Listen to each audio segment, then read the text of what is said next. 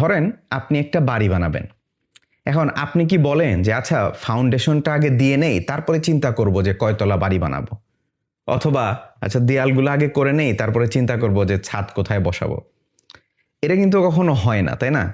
কারণ আপনার বাড়ি বানানোর ক্ষেত্রে আগে থেকেই প্ল্যান রেডি করা থাকে, ডিজাইন রেডি করা থাকে, এবং ইঞ্জিনিয়ার এবং বাসার যে মালিক হবেন তিনি অ্যাপ্রুভ করার পরে বাড়িটা বানানো শুরু হয়। অন্যদিকে ধরেন আপনি এবার একটা মোবাইল অ্যাপ্লিকেশন বানাবেন। এখন আপনি কি শুরুতেই বলতে পারেন যে আপনার মোবাইলের অ্যাপ্লিকেশনটাতে ঠিক এক্স্যাক্টলি কি কি ফিচার থাকবে? এটা কিন্তু বেশিরভাগ ক্ষেত্রে আপনি বলতে পারেন না। তখন কি হয় যে আচ্ছা মোবাইল অ্যাপ্লিকেশনটা আপনি বানানো শুরু করেন, তারপরে আস্তে আস্তে সেটা ফাইনালাইজ করেন। এখানে আপনি খেয়াল করেছেন যে দুইটা ভিন্ন জিনিস বানানোর ক্ষেত্রে, মানে বাড়ি এবং মোবাইল অ্যাপ্লিকেশন, দুইটা ভিন্ন রকমের অ্যাপ্রোচ নিয়েছেন আপনি। একটাতে আপনার আগে থেকে প্ল্যান রেডি করা ছিল, আরেকটাতে কি আপনি ছোট ছোট করে প্ল্যান করছেন, শিখছেন, নতুন করে আবার প্ল্যান করছেন, এভাবে আগাইছেন। এই যে অ্যাপ্রোচগুলি, এইগুলাকেই বলা হয় হচ্ছে যে প্রজেক্ট ডেভেলপমেন্ট অ্যাপ্রোচ। আজকে এই প্রজেক্ট ডেভেলপমেন্ট অ্যাপ্রোচ জিনিসটাই আমরা আলোচনা করব। According to PMBOK, project development অ্যাপ্রোচের ডেফিনেশনটা হচ্ছে কি, a project development approach is the means used to create and evolve a product, service or result during the project life cycle। মানে হচ্ছে যে আপনি আপনার প্রজেক্টের মাধ্যমে যেই ফাইনাল আউটপুটটা বা যেই ফাইনাল ডেলিভারেবলটা আপনি তৈরি করতেছেন, সেইটা তৈরি করার যে পদ্ধতিটা, এটাকেই বলা হয় হচ্ছে যে প্রজেক্টের ডেভেলপমেন্ট অ্যাপ্রোচ। বেসিক্যালি আপনি ডেভেলপ করতেছেন কি, প্রোডাক্টটা ডেভেলপ করতেছেন, সেইটার যে অ্যাপ্রোচটা বা পদ্ধতিটা, এটাকেই বলা হচ্ছে প্রজেক্ট ডেভেলপমেন্ট অ্যাপ্রোচ। চলেন আমরা স্লাইডে যে ডায়াগ্রামটা আছে এই ডায়াগ্রামটা দেখি। এই ডায়াগ্রামটা দেখলে আশা করি আপনার প্রজেক্ট ডেভেলপমেন্ট অ্যাপ্রোচ নিয়ে আন্ডারস্ট্যান্ডিংটা একদম পরিষ্কার হয়ে যাবে। দেখেন স্লাইডের বাম সাইডটাতে এই যে প্রেডিক্টিভ বা প্ল্যান ড্রাইভেন যে অ্যাপ্রোচটা দেখতে পাচ্ছেন, এইখানে কি হয়, আপনার একটা একটা করে ফেজ আপনি করেন, তারপরে শেষ করে এর পরেরটাতে যান, তারপরে এর পরেরটা যান।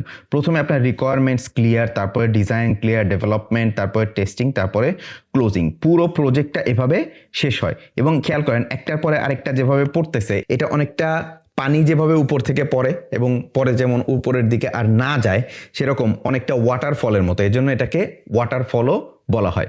সো এটাকে ওয়াটারফল, প্রেডিক্টিভ বা প্ল্যান ড্রাইভেন যে কোনোটাই বলা যাইতে পারে। এবার আসেন একদম ডান সাইডেরটা, এটা হচ্ছে কি অ্যাডাপটিভ বা অ্যাজাইল বা চেঞ্জ ড্রাইভেন। এখানে কি হয় খেয়াল করেন, এই যে এটা একটা স্প্রিন্ট, এটা একটা স্প্রিন্ট, এরকম একটা একটা স্প্রিন্ট করে করে আগায়। দেখেন প্রত্যেকটা স্প্রিন্টের মধ্যে কি আছে, প্ল্যান, ডিজাইন, তারপরে ডেভেলপ করবেন, টেস্ট করবেন, এরপরে কি রিভিউ করবেন। এই যে প্রত্যেকটা স্প্রিন্ট, এই প্রত্যেকটা স্প্রিন্ট ধরেন আপনার 2 সপ্তাহ বা 4 সপ্তাহ এরকম করে একটা স্প্রিন্ট হয়। এই স্প্রিন্টে ধরেন আপনি একটা মাত্র ফিচার ডেভেলপ করতেছেন, ধরেন একটা মোবাইল অ্যাপ্লিকেশনের আর কি ফিচার। তো এই ফিচার ডেভেলপ করার পরে বেশ কিছু লেসন্স লার্নড হয় যে আমরা কোন কোন কাজ ভালো করছি, কোন কোন কাজ আমাদের আরও বেটার করা যাইতে পারে। এইখান থেকে লেসন নিয়ে আমরা পরবর্তীটাতে যাই।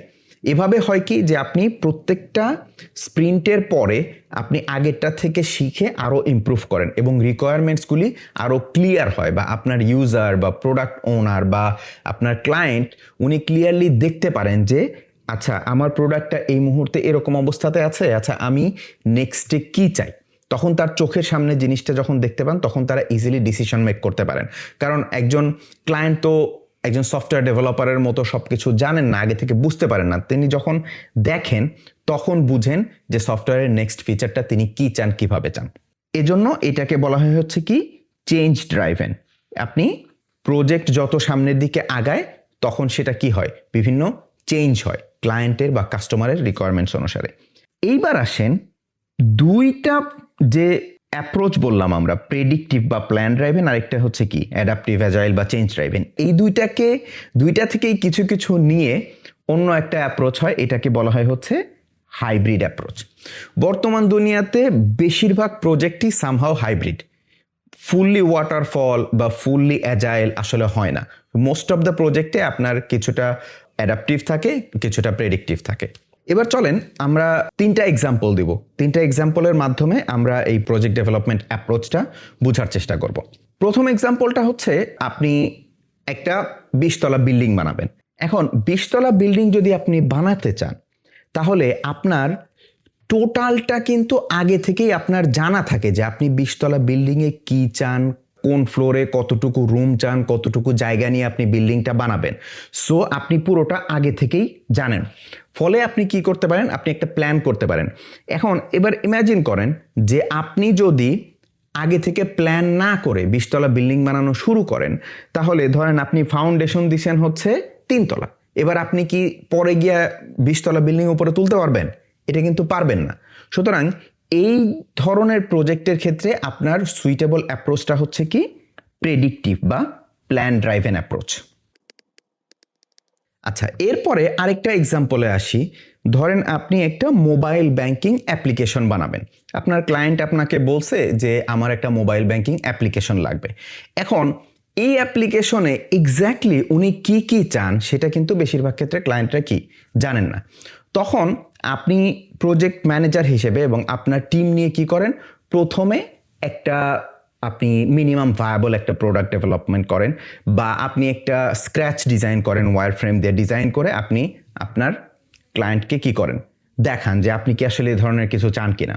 আচ্ছা, উনি সেখানে হয়তো সেরকম যদি চান তাহলে উনি অ্যাপ্রুভ করে দিলেন, না হলে উনি বললেন যে না আমি ডিজাইনে এই ধরনের পরিবর্তন চাই। তখন কি করলেন, আপনি আবার ডিজাইনে পরিবর্তন করলেন, ওয়্যার ফ্রেমে পরিবর্তন। এবার আপনি আপনার ক্লায়েন্টকে আবারও দেখালেন, তিনি অ্যাপ্রুভ করলেন।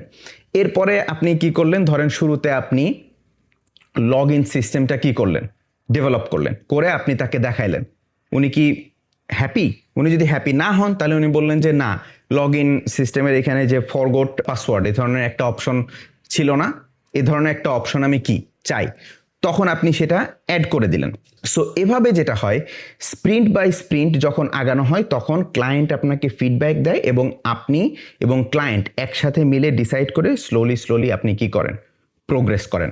এই যে আপনি ক্লায়েন্টের ফিডব্যাক নিয়ে নিয়ে অ্যাডাপ্ট করে করে চেঞ্জ করে করে যে সামনের দিকে আগাচ্ছেন, এটা কি বলা হচ্ছে অ্যাডাপটিভ অ্যাপ্রোচ।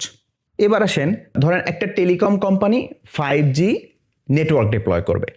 এখন এখানে কি কি করতে হবে, ধরেন 2টা মেইন কাজ, একটা হচ্ছে টাওয়ার কনস্ট্রাকশন করতে হবে, আরেকটা হচ্ছে কি নেটওয়ার্কের যে সফটওয়্যারটা এইটা আপনাকে অপটিমাইজ করতে হবে। এখন যেই টাওয়ারটা, এটা একটা কনস্ট্রাকশনের কাজ, এইটা প্রেডিক্টিভ অ্যাপ্রোচে হইলো। এবার যখন সফটওয়্যারটা অপটিমাইজ করতে হবে সেটা কি হয়, অ্যাডাপটিভ অ্যাপ্রোচে হয়। একসাথে করে এটা কি হইলো, এটা একটা হাইব্রিড অ্যাপ্রোচ হয়ে গেল।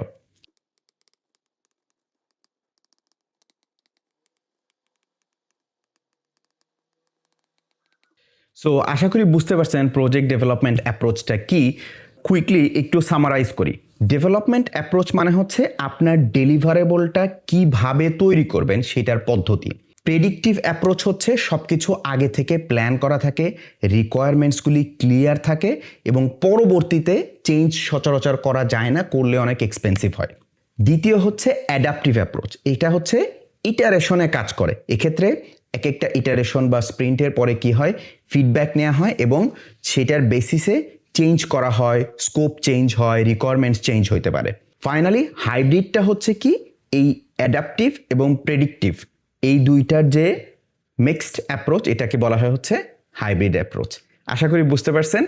নেক্সট লেকচারে আমরা আপনাকে কয়েকটা ক্রাইটেরিয়া দিব যেটার বেসিসে সহজে আপনি নির্ধারণ করতে পারবেন যে একটা প্রজেক্ট আপনার অ্যাডাপটিভ অ্যাপ্রোচ নিতে হবে নাকি প্রেডিক্টিভ নিতে হবে নাকি হাইব্রিড নিতে হবে। এটা পিএমপি পরীক্ষার জন্য খুবই গুরুত্বপূর্ণ। See you in the next lecture ইনশাআল্লাহ।